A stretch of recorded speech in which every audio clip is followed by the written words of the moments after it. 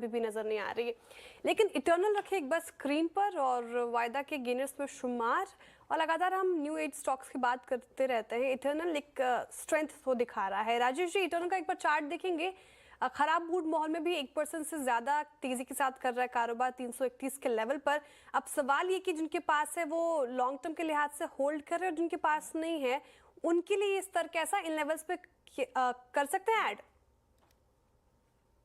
श्रेया, मुझे लगता है कि इस लेवल पे ऐड नहीं करना चाहिए। काउंटर एक अपने आप कह सकते हैं कि हाईएस्ट लेवल पे खड़ा है।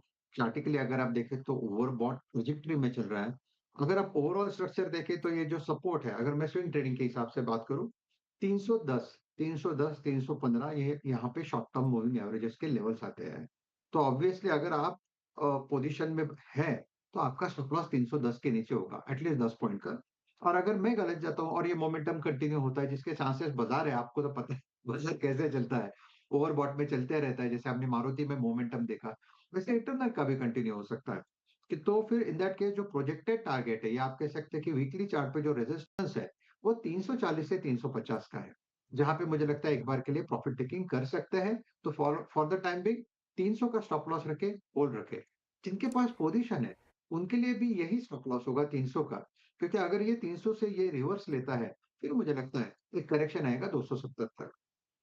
ओके, 300 का स्टॉप लॉस और 350 तक की टारगेट एक्सपेक्टेड है इटर्नल में फिलहाल।